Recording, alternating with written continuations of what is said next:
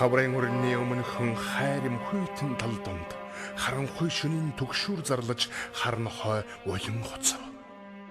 Үүргийнхэн өмнөх агшинд өнгөн харанхуйг гинтгэн зочоож үхэрийн бузар муу яраар өлгийтэй ялхас уйлан чарлав.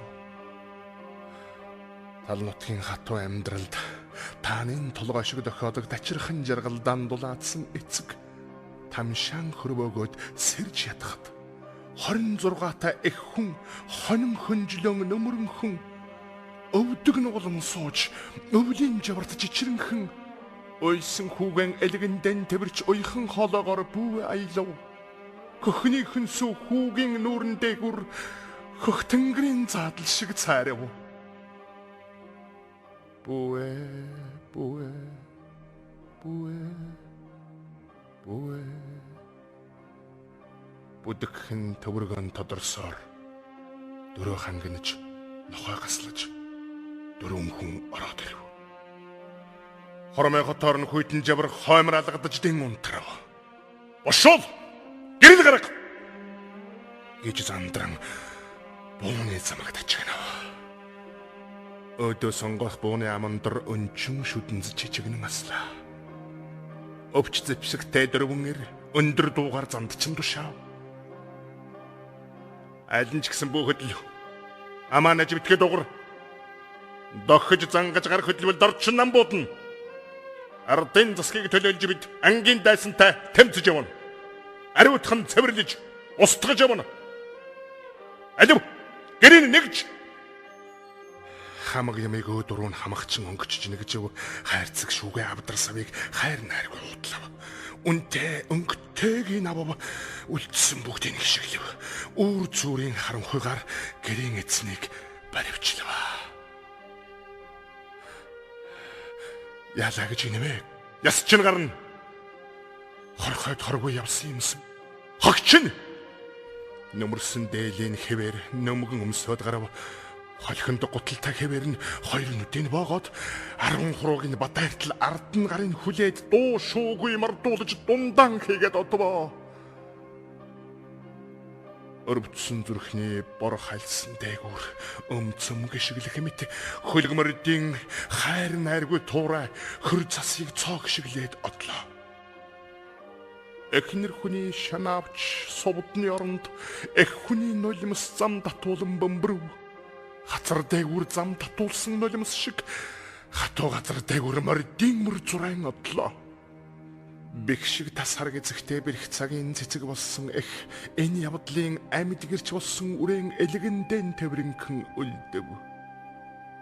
Ширхэгч цагаан усгүй толгойд нь ширхэгч хар санаагүй ухаан ардын нам ховсголт засагт аман анган гайхсаар хоцроо.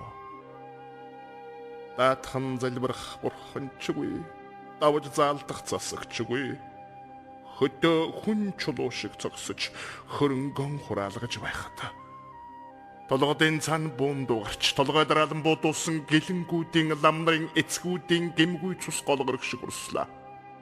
Ховсгол төрдөд мууснаагүй хуучин төрдөж зүтгэж яваагүй ард түмэнд ч мөг хийгээгүй анги нийгэм гэж мэдээчгүй гагцгууд орон дахны соёлыг гайхам шиг шүтсний учир энтхэг төвдийн хэлбичгээр энэхүү соёлыг судалсны учир гар хоосон бүх эрдэмтдийг галт зэвсгээр цус урсган цаацлав. Үсэг бичиг мэддэг бүхнийг үг өчиггүй жагсаан бодож хороо. 300 илүү жил бүтээсэн 300 илүү сүм дугныг 30-аад онуудад багтааж 40 хүн устгав.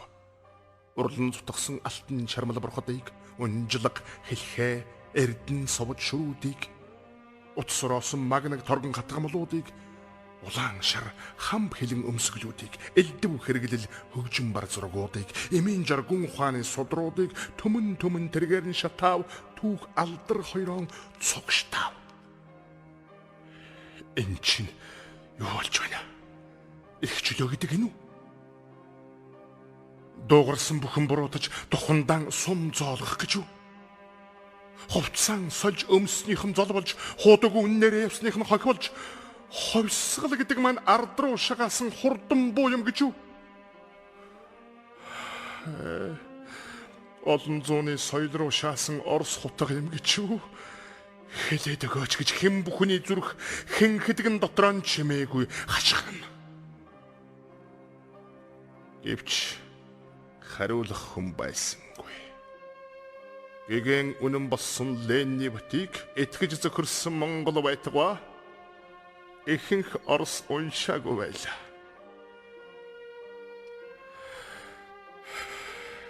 Хүн ардад сайн сайхныг хүсэж хүндэт Ленни амнаас гарсан үг хүйтэн хатуу Монголын тал нутагт хурц иртлэн олон хүн дамжиж буу сэлэм хоёрын хүчээр бурхан хүн хоёр руу нэвтэрчээ. Тэгээд өөр шөнөөр туугдаад эргэж ирээгүй тэр хүн аав минь байсан юм даг. Тэврүүлээд хэл мэдэхгүй бархиран үлдсэн тэр жаал би байсан юм гэдэг. Эх орны минь түүх ингэж зүудэлсэн юм. Эндэгдлийн он жилүүд тэгж өдөрсөн юм. Эдүгэ миний үеийнхний өнчрлийн шархыг эргэх цаг зузаан хуудасараа боосон байна. Харин аав минь ганцаараа үргэлдээгүй болохоор харанхуйд би ганцаараа үлдээгүй болохоор хаяа хэн нэгний сэтгэлийн шарханаас хар цус ганц нэг хэн туссаар л байна.